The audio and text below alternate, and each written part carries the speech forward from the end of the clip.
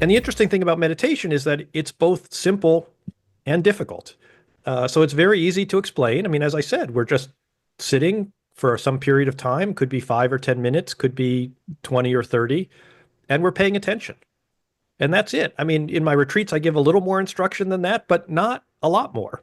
It's very easy to explain. It's not complicated. It doesn't involve any, uh, you know, things you have to buy or even particularly to learn. And yet it's quite difficult.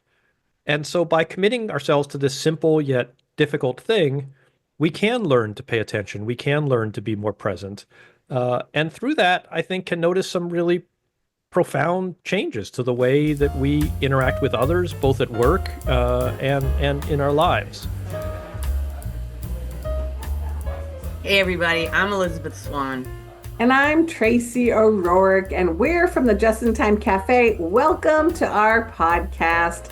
At the cafe, we wrestle with tough questions, we talk to groundbreakers, we just discuss great books, we get insights from Lean Six Sigma leaders and practitioners who are making a difference in the world.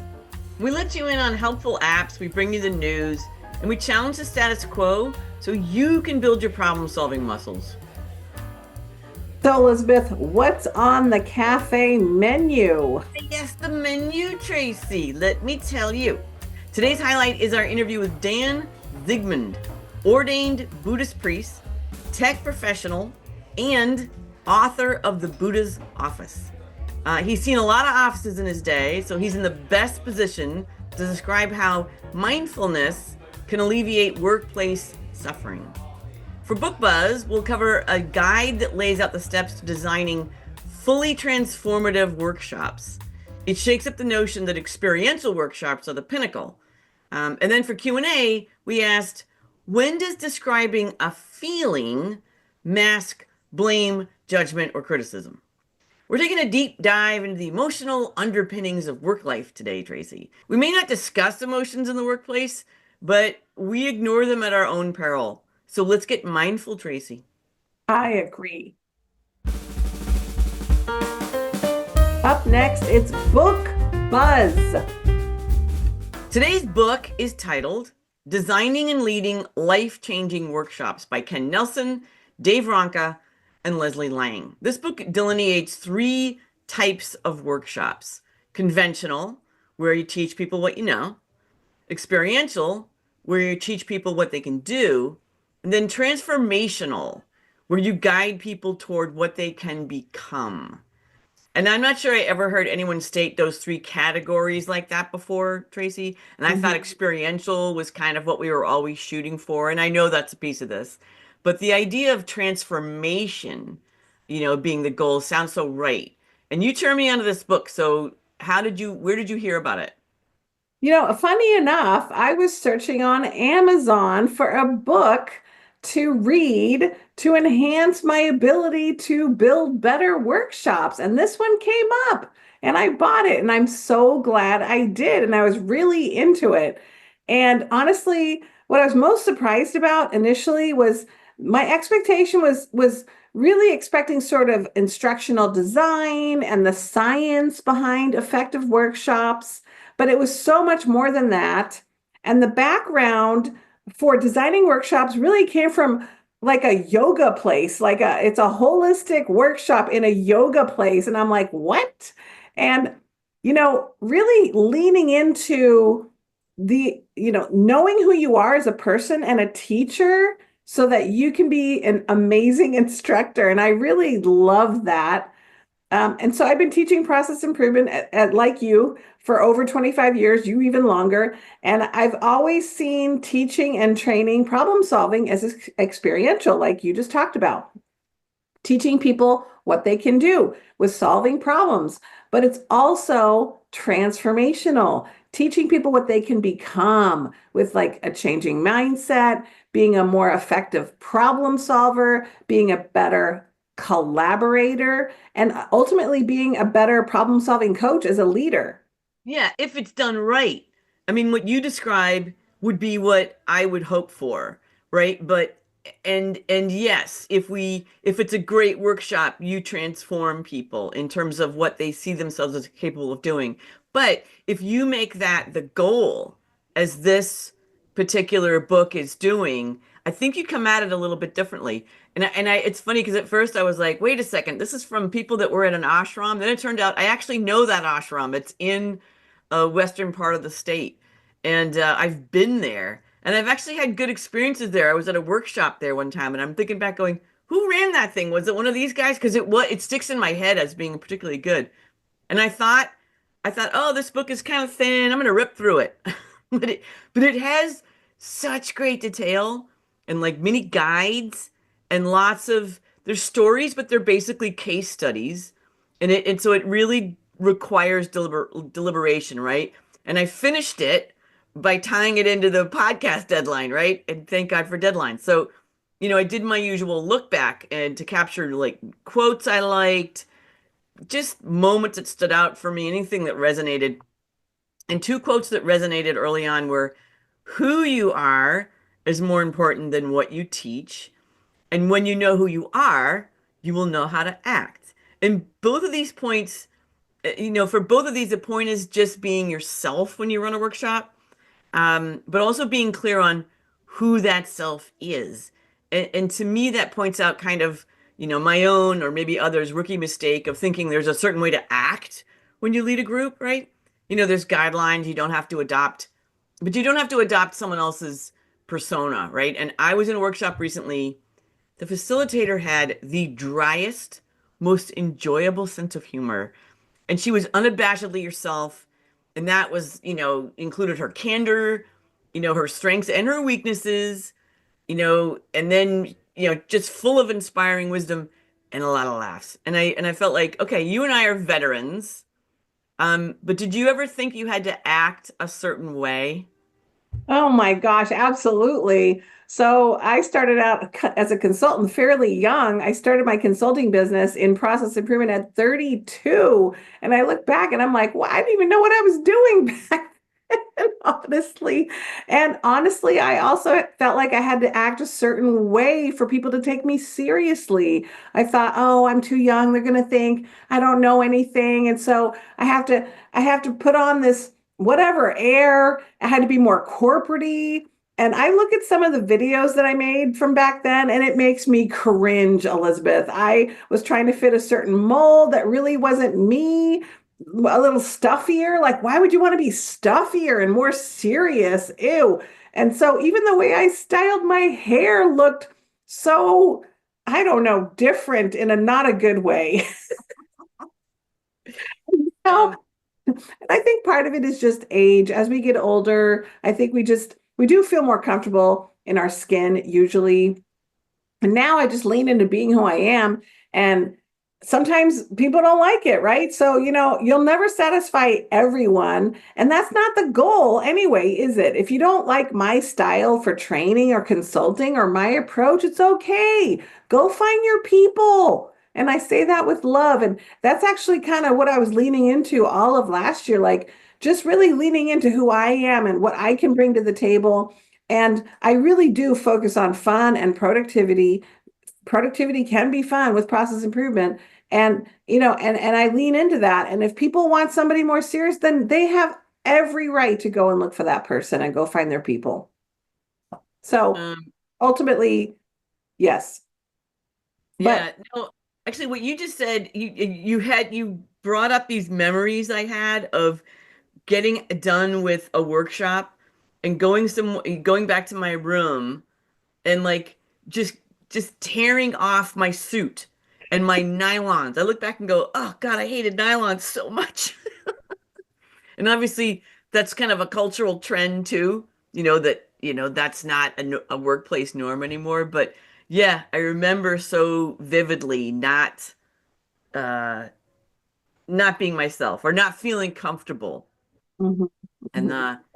so one of the core elements of the book is what they call the mind body experience. And they've presented it as a three-part cycle. Uh, Setup, which is about safety, and they kind of coin that as being relaxed alertness, and that should take up 20% of the time. And then there's buildup, and that's the experience, right? And that they call orchestrated immersion. I like their terms, Orchestrated immersion should take about 50% of your time of the workshop. And then the payoff. And that is what they call integration or active processing, and that is 30%. And they're saying a common flaw is that the people shortchange either the setup or the integration. And this three-part cycle, that also is little bit of an eye-opener. And I know that I'm good at making people feel safe and comfortable and sort of laying that groundwork.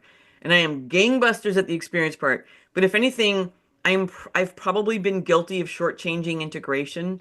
You know, I'm an impatient person by nature, which is great when you're trying to hit deadlines, but it's not good when you want to let people integrate what they just learned. And I give people breaks and time to access their idea flow and things like that. But after reading this book, I'm going to put more effort into activities that actively guide folks to integrate what they've taken in. How about you, Tracy? What are your biggest takeaways? So I really liked and appreciated the mix of human elements and instructional design from the book. So as an example, there was a table in particular, like there's a lot of good, like you said, there's a lot of terms that I didn't know that's what it was called. I'm like, wow, just to know the terms of some of these things was really great. And there was a table that outlined the type of workshop, conventional versus experiential and transformational, the outcome of that type of workshop, and then some of the verbs that are associated with that particular type of workshop that you can use to build specific objectives. So I loved that because it was very much like this is what they're going to get out of the workshop if this is the type of workshop that it is. So I really was really happy to absorb that and know that there's a lot of detail in that. I also really liked the journal prompts. So there's journal prompts throughout the book, titled Putting It Into Practice. So there'd be a lot of reflective questions to ask yourself to deepen learning and understanding, like, have you experienced a shift in your own self-understanding and what caused it? And did you recall a group experience that was profound and impactful? What experience do you remember from that workshop? So, like, those are really, I think, great reflective questions that I really appreciate. And probably the last thing I'll share, even though there were so many things, is the explanation of domains of experience. Right? So experiences, and they label them, experiences may be active, reflective, personal, or relational. And understanding these kinds of experiences and then deciding what you want your workshop to include, and then the book guides you to design them. Wow. I was like, oh my gosh, this is like a playbook for designing the type of workshop that you want and the type of experience that you want to have. So it's chock full of very detailed information and carrying that thread of humanity and human connection throughout. So I think anybody who is designing training of any kind or any workshop should read this. I'm with you, Tracy. 2 thumbs up. I'm Elisabeth Swan, and you're listening to the Just in Time Cafe podcast. In a short while, you get to hear our interview with Dan Zigmond, author, Buddhist priest, and former Facebook tech professional. Well, that is very uncommon.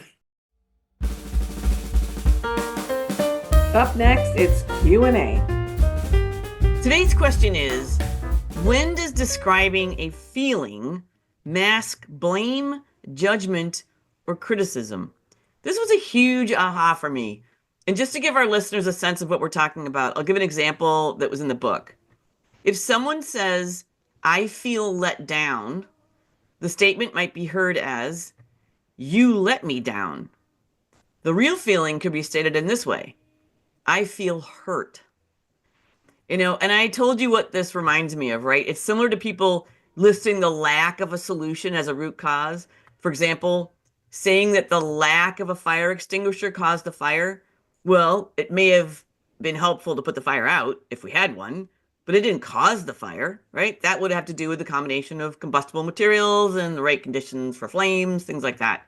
So in the same way, being let down is not a feeling, it's an action. By saying you feel let down, you're conducting kind of like a feeling fake out, right?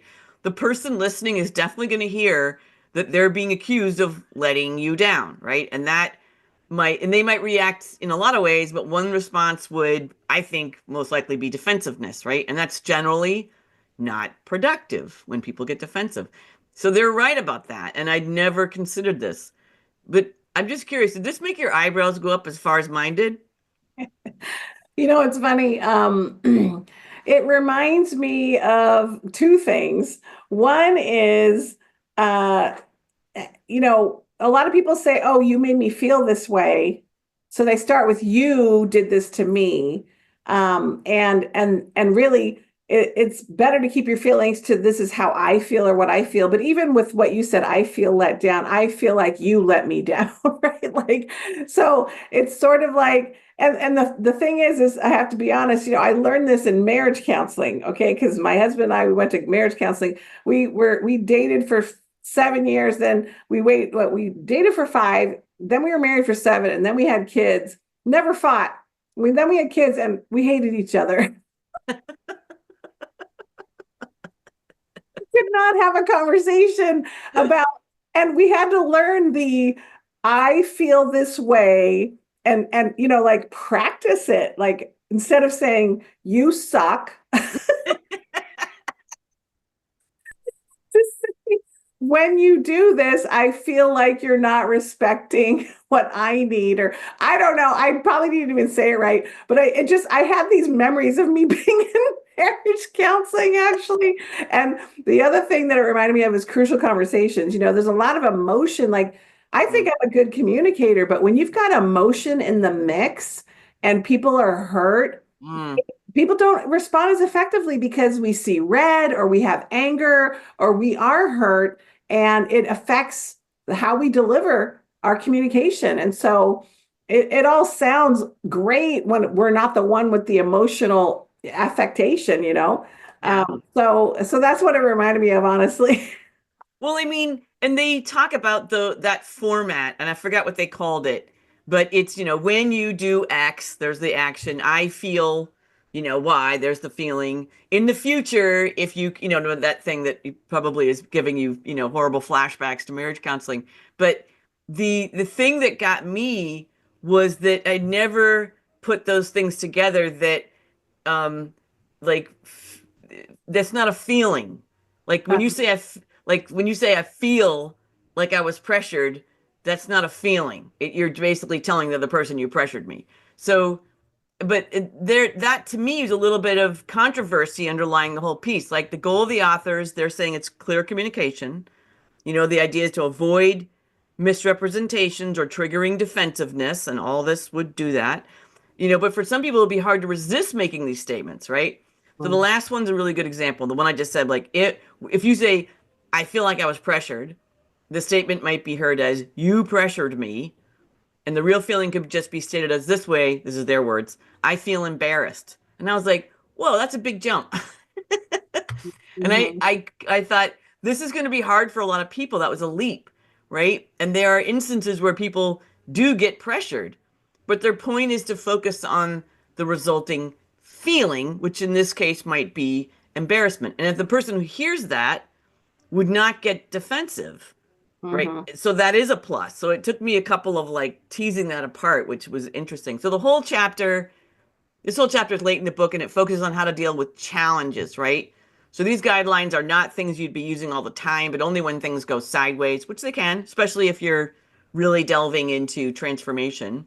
But if you're running workshops that result in life-changing experiences, then you're delving, then into more than how to map a process. Although, as even mapping, process mapping facilitation could, result in people having, difficult time with it or something. Yeah, yeah, I agree. I mean, I think this isn't just about creating new workshops, but it's really refining the existing training we have and the existing workshops. And, I was kind of processed. There's so much information in this book. It covers all different kinds of things in a lot of detail. And I was sort of filing this with creating psychological safety. Like, if people start to say that in the workshop, how do we make sure people aren't feeling defensive or feeling like they got blamed in the workshop? Because that changes the safety, the psychological safety in the class. So lots to share, really good. And I'm really, now that I've read most of the book, I feel like, okay, I want to be able to start incorporating some of this into existing training as well as future training. I hear you. No, this one question about that they raised here, the amount that they kind of opened my eyes in terms of, what's a feeling, what's a non-feeling. It just was part and parcel of how extensive they were and how they really looked at things, I think, in a real way. So, great, brought up some great points, and I'm with you. I know I'll be going back to it. I think it was definitely fate for us to find this book, even if it was searching on Amazon for the millions of books on there. True. I'm Tracy O'Rourke, and you're listening to the Just in Time Cafe podcast. We host these monthly, so you can go to www.jitcafe.com and go to our podcast page. Coming up next, it's an interview with our featured guest, Dan Zigmond. Tracy, why don't you tell our listeners a little bit about Dan? I would absolutely love to. And I would like to say that how I met Dan is I went to a meditation workshop or meditation retreat at Esalen in Big Sur, California, and he was the person running it. So Dan Zigmond is a data-driven software executive that has a passion for building and leading data science and engineering teams, solving impossible problems, and creating amazing products.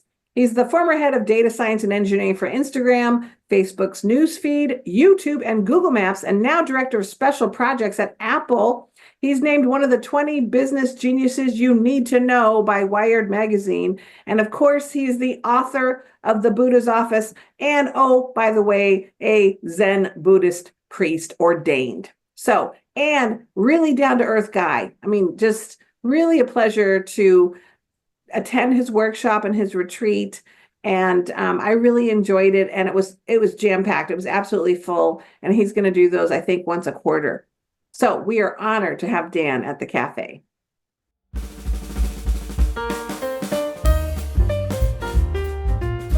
Welcome, Dan, to the cafe. We are so happy to have you. Thank you. I'm so happy to be here. Okay, we have lots of questions for you. And I'm so excited because I attended your retreat in January. And I think you're such an interesting person.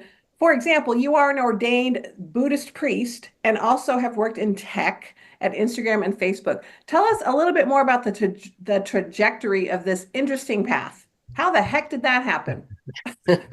Well, I've been doing both of those things for a long time. So I became a Buddhist in college. Someone just gave me a book on Zen meditation, and I was completely enthralled with it and started meditating. But I was also at the time studying computer science and neuroscience and things like that. And so really my whole adult life has had those two paths in parallel. For a long time, I kept them quite separate. So I think probably if you talk to people who worked with me in the early days of my career, they would have no idea that I was a Buddhist and had that other side of my life. But over time, I tried to, invest less in trying to keep them apart and let them sort of blend together.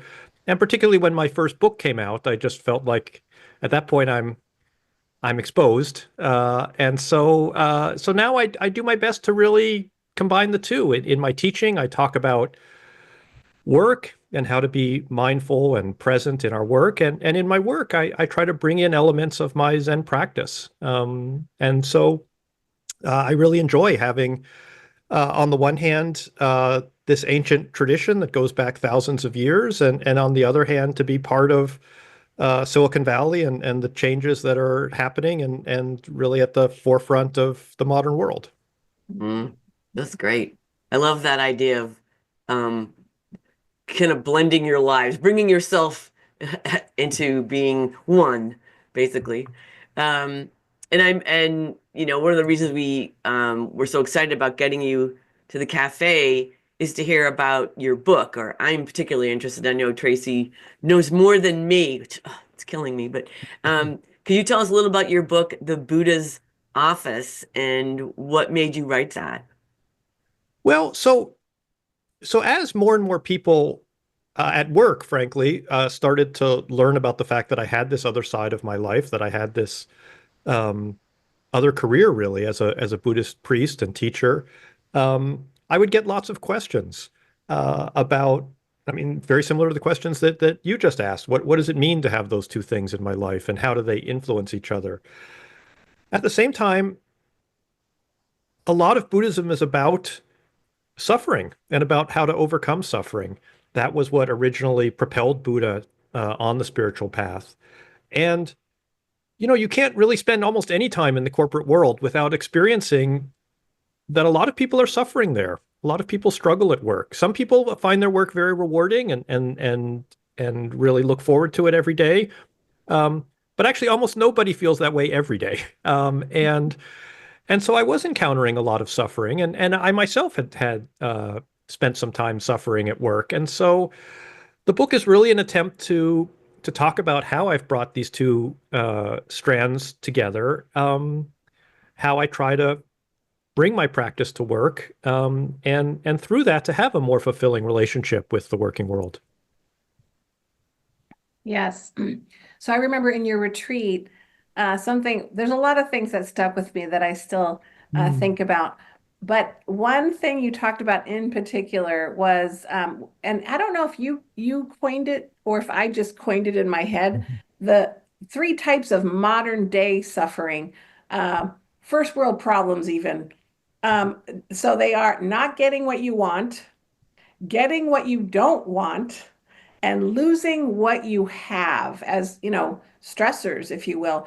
So first of all, is that right? And how does meditation help to deal with these kinds of stress? That is right. And those three kinds of suffering, are as true today as they were in Buddhist time, 2,500 years ago, and certainly come up quite a bit at work, where often we're not getting what we want and we're getting things we don't want, and particularly in times of economic stress, which many of us have been going through over the last few years, we risk losing what we have. And so all of three of those come up really all the time in our daily lives. You know, Yes. the relationship of meditation to suffering is complicated. I don't want to pretend that it's some sort of panacea that you go and you sit for a few minutes a day and you don't experience those three things, because you do. Those are parts of life.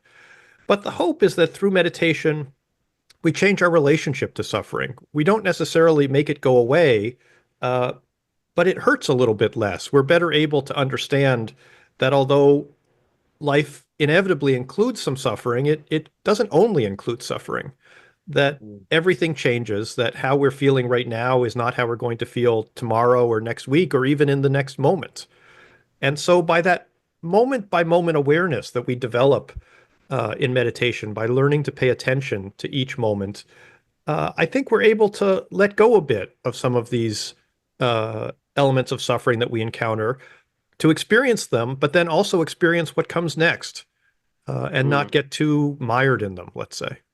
yeah, I like that. And I like the reality that you can't just remove suffering, right? And I also don't think that we kind of can or should. I feel like, we're defined by our struggles.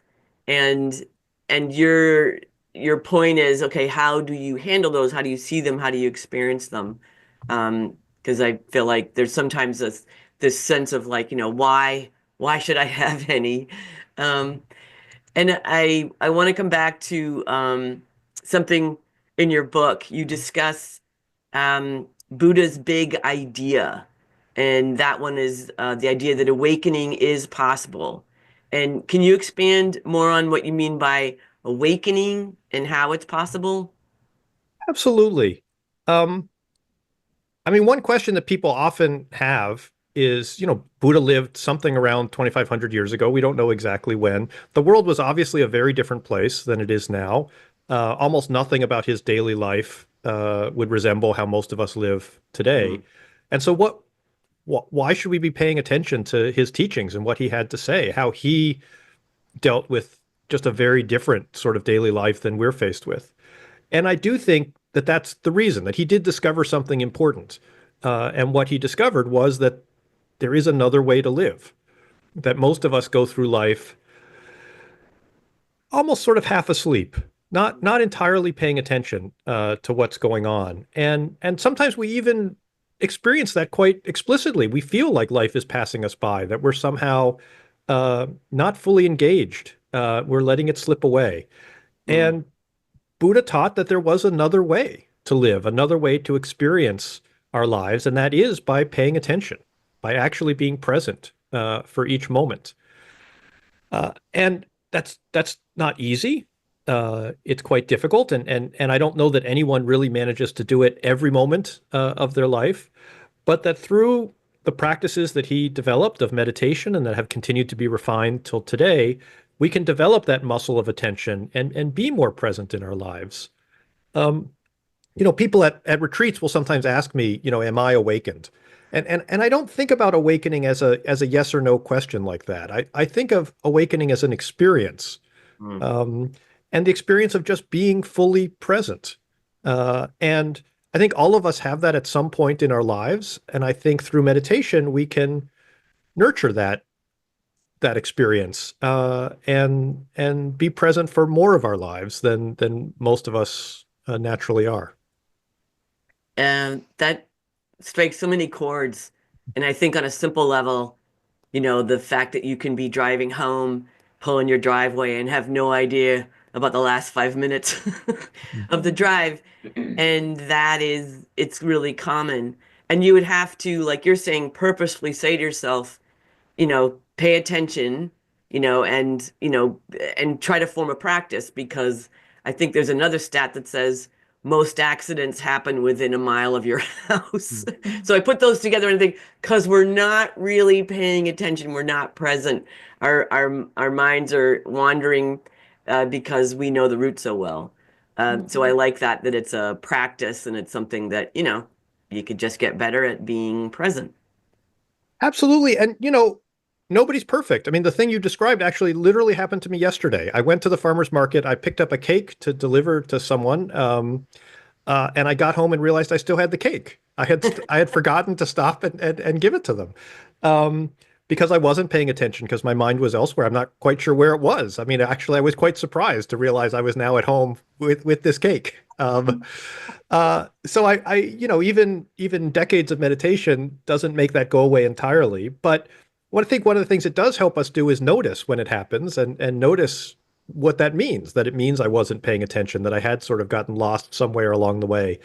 And not to beat ourselves up about it. I didn't get angry, but I noticed it and you know, in a sense, use that as a reminder to try to pay a little more attention the rest of the day. Mhm.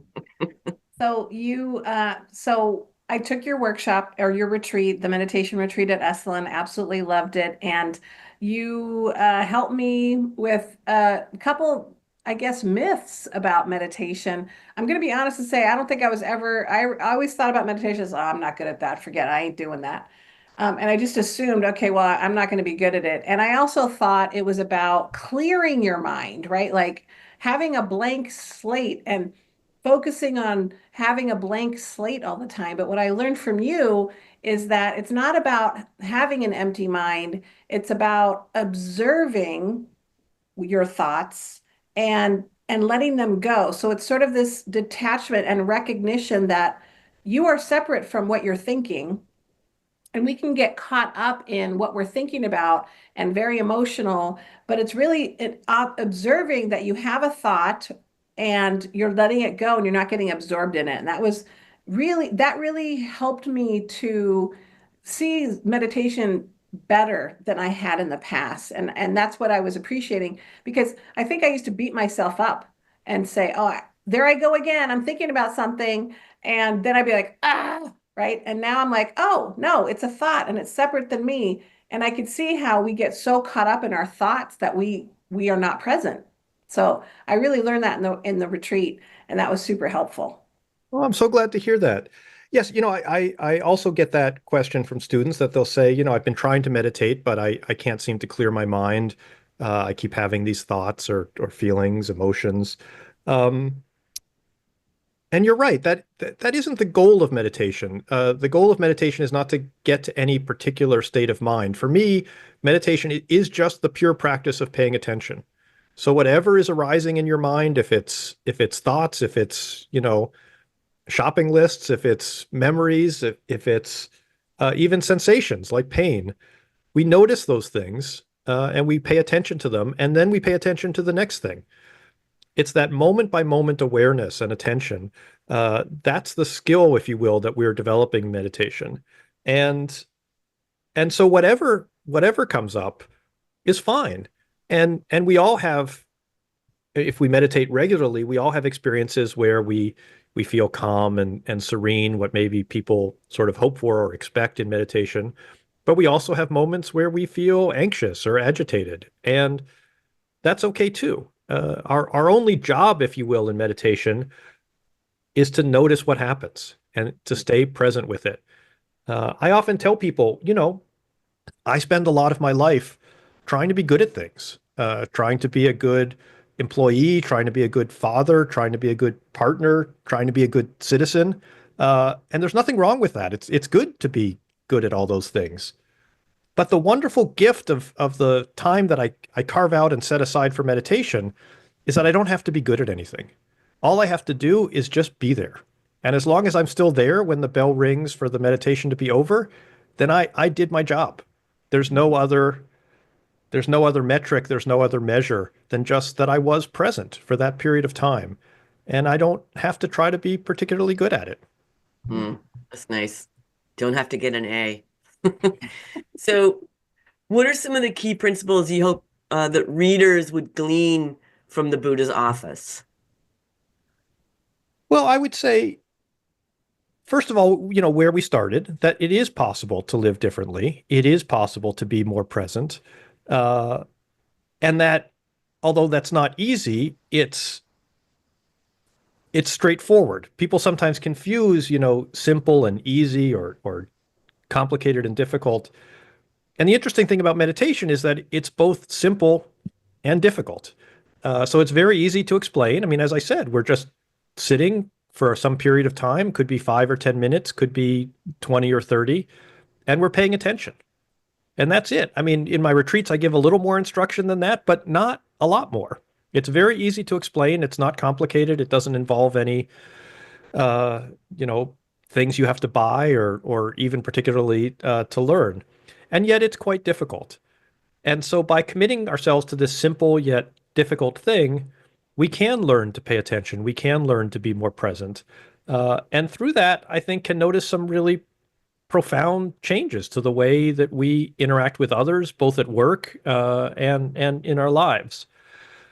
And so I think that's the main thing I hope people get from it is that there is this other path that's possible, that the path is not complicated, but that it is a bit difficult. And by committing ourselves to it, we really can start to live differently. Mm. I'm curious. I think you talk about breathing, right? Mm.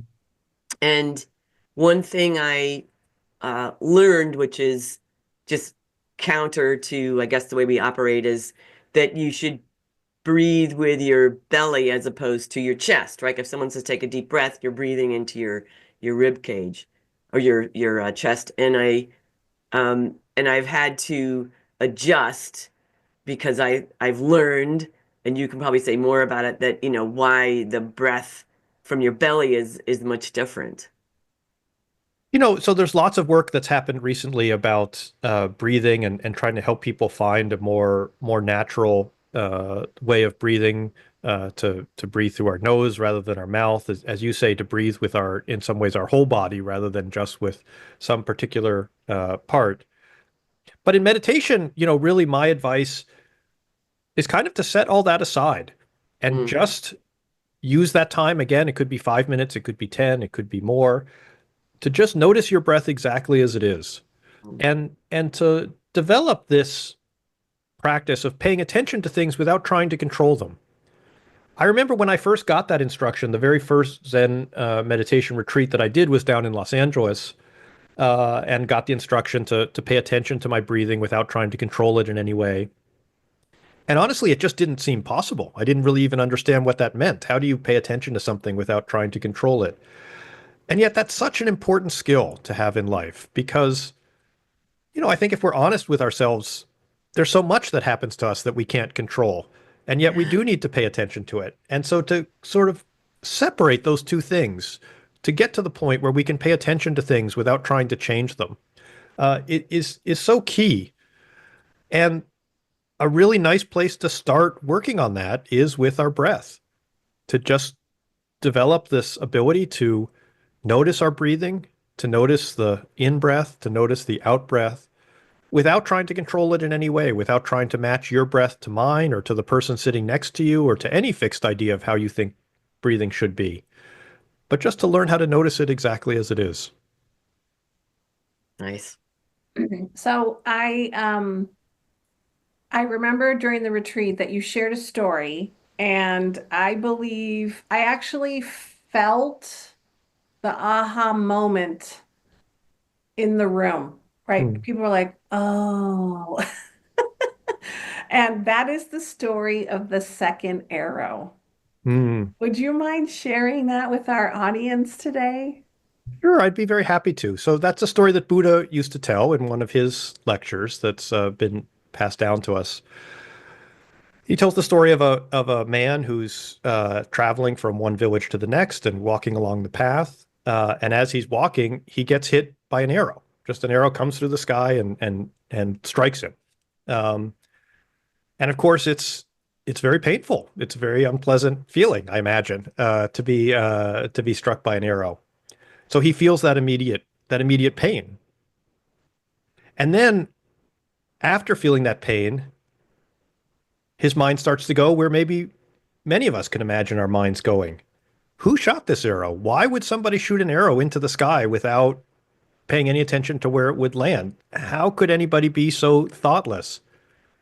And why did I decide to go to this other village today? I could have gone any day, but because I went today, I got struck by this arrow. Why did I let myself get delayed at home for a few minutes before I left and then ended up exactly here at this arrow was coming down? What was I thinking? I should have done this differently. I should have gone tomorrow, or I should have gone earlier this morning, and on and on and on. And all of that, beating himself up, anger at this other person who he doesn't know or have any knowledge of at all. That's a little bit like getting hit by a second arrow. That's creating this whole other layer of suffering. And so what Buddha taught is, that first arrow was sort of inevitable. The guy was in the wrong place at the wrong time, and that will happen to all of us. We'll all find ourselves in the wrong place at the wrong time and experience some sort of misfortune. But that second arrow, that's really optional. That's something that he brought on himself and chose to bring on himself. Um, and so, people sometimes say that suffering is optional, and I think that's not quite right. Bad things happen to all of us. We can't escape misfortune. The Buddha taught about three sort of large categories of suffering of sickness, old age, and death that all of us have to face. But we all have to face little sufferings too. Traffic jams, annoying meetings, difficult friends. There's no getting away from those things. And when bad things happen, even we stub our toe, um, we suffer, and that's okay. But we don't have to suffer about the suffering. Mm. That's really the part that's a choice. And by letting go of that, by experiencing the suffering, but then letting it go and experiencing what comes next, uh, we really can lead a happier and more fulfilled life. That is such a great story. And you just mentioned traffic, and it brought to mind, when someone cuts you off and, you have this like, you cut me off. And, I know people who that gets them so riled, they might follow the person, they might beep, they might, just go into kind of a fit of like, that's just not right. They should, and I think to myself, okay, they cut you off, but now they're long gone and you're stuck in this, little rage in your car. and you're hijacked and you're not paying attention to the road very well, right? So now you, like you're saying, you could be, that's your second arrow, and then you could be causing other arrows to happen to other people because now you're not present and you're taking off. So anyway, that was I enjoyed that. Thanks for Yeah. relaying it. Thank Yes. you. And a lot of people did. They always said, I have the second arrow syndrome. Well, we all do. And the other thing is to avoid the third and the fourth arrow. So you notice yourself getting angry at the person who cut you off. Well, okay, but now don't beat yourself up about that. Let that go. Don't let that anger at yourself about the anger at the person, become a third arrow. Yeah, We don't have to spiral. We notice these things, we pay attention to them, and once we've noticed them, we let them go. awesome. Um, so tell us a little about the retreats that you do and when's the next retreat and how would people find out about it? Oh, thank you so much. So yes, I teach several times a year. Recently, I've been teaching quite a bit down in Big Sur at Esalen, at the Esalen Institute, a wonderful spot to practice mindfulness and meditation. My next one is in April, April 4th to 7th. You can learn more at Esalen's website, but also at my own. My website is shmonk.com, shmonk.com. And I always post all my upcoming retreats, recent writing. So it's a great way to learn more about what's going on with me. Wonderful. Wonderful. And our last question is there anything that we didn't ask you that you would like to share with our audience? I mean, this has been really lovely. So I really appreciate all your questions. Thank you very much. No, I would just encourage people to, if you haven't tried meditation, to try it. I think a lot of people like you come into meditation thinking that it's something really complicated and difficult and that they wouldn't be good at. And honestly, I've never met anyone who couldn't meditate. People come to my retreats with all kinds of backgrounds, people who have meditated many times, people who have never tried it before, people who have tried it and decided it wasn't for them. But I don't know that I've ever had anybody leave feeling that they couldn't do it. It really is just the practice of paying attention. And I do think that all of us have that ability inside us. It's just a muscle we're not used to using, but it's there. And if you use it, it gets stronger. And so I encourage everyone to give it a try. Yes. I Wonderful. think I remember you also saying, just 10 minutes, 10 minutes a day. Yeah, I think that's all it takes. And I've read that the average American takes an 8-minute shower, so I'm not asking for much more of a commitment than we already make to basic hygiene. And so I think it's really possible for all of us to incorporate this into our lives. And while I can't promise any, immediate results, I do think over time that attention really does make a difference. Mm, Mhm. wonderful. Thanks so much for coming to the cafe, Dan. Really nice to Yes, talk to thank you. you so much Oh, for bringing thank you so Zen much to the for having me. cafe. I really do appreciate it. Thank you.